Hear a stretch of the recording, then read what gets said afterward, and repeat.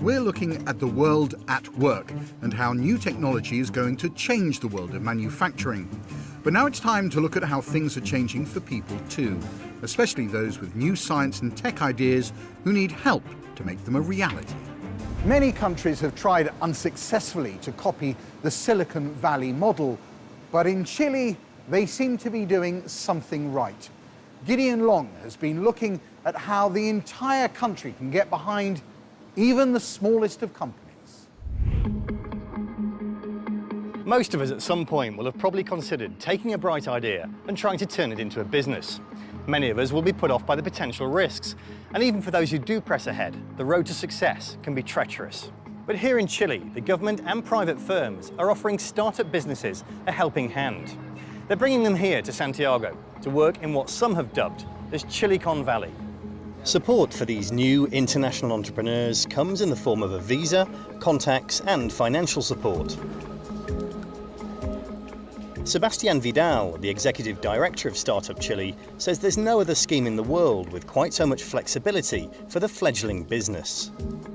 The entrepreneurs come here for 6 months, but they're under no obligation to stay in Chile once they finish, is that right? No strings attached at all. So and do many of them stay here, or do they return to their 15% of them, or the foreign entrepreneurs, stay in Chile. 15%? 15, 1-5.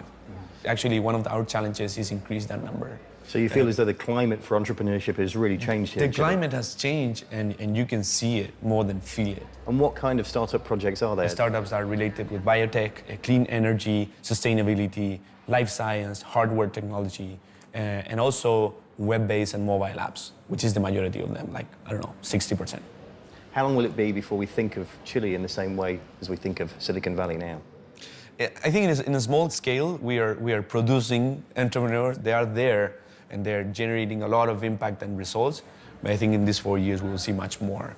This has been dubbed Chilicon Valley. Yeah, absolutely. We didn't invent that, though. Personally, I don't like the idea of being Silicon Valley. I think we have our things, and we need to explode those things. We need to work side by side with Silicon Valley and London and Berlin and Singapore, whatever.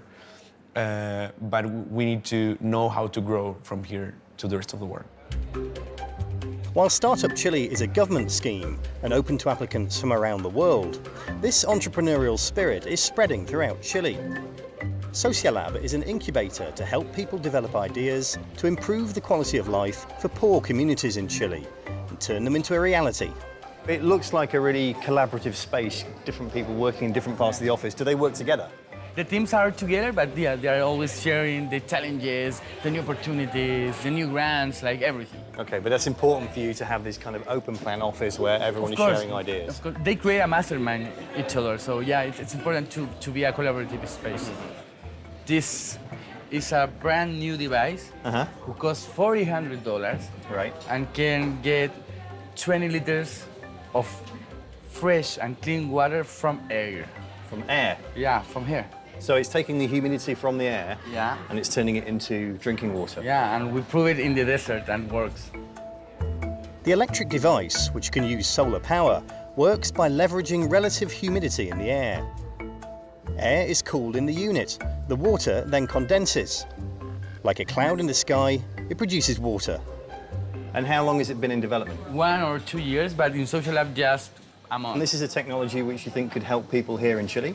Of course, in Chile, in Peru, in Bolivia, Mexico, Africa, Asia, it's water, and people need water and don't have water, so yeah, of course. Is it working now? Can we try the water? And it's really simple. It's just one button, you press for a little while, and then you can have clean water. And it's always producing water. It's amazing. And so this water has just come from the air around us? Yeah. Right now, you can drink it, yeah. It's safety. Tastes good. Comal Dadlani has received help from both Socialab and Startup Chile. A biochemist by trade, it had never crossed her mind to start her own business before this support was available. Now she's the CEO of Lab4U after receiving funding, mentoring, connections and workspace. Tell me a little bit about Lab4U. Basically, we want to improve science education in Chile, Latin America, and eventually the world. And how are you improving it? So today we are developing technologies to use the phone as a science instrument. Because you see, tablets and smartphones have many built-in sensors, such as GPS, accelerometer, camera, that are normally used for games and navigation, but not for science or education. And we are taking advantage of these sensors to improve a science class, and that way we can empower students to experiment hands-on and help teachers to improve their science classes. For example, students wanting to test magnetism can make use of a mobile phone's internal compass, which is built in, ready for GPS. My hand has no magnetism. And So this is an app that you've developed which is on this smartphone. Yes, and it can be put on any smartphone. yes, it's called Lab for Physics because it's the physics lab. This is the magnetometer. My hand, no magnetism. Okay. And now let's see if you take something that has magnetism, like this phone. And here you see the change in the graph. Okay. That's telling you how much magnetism. The magnetometer shows students the strength of an object's magnetic fields. But when they need to, students can swap from a physics app to a biology app with just one small cheap addition. What you could do is you add a $1 lens to the phone. Right. Just a normal lens that you stick it to the camera of the phone, and you can transform this phone in a microscope. This is a simple device with a battery, Right. a light.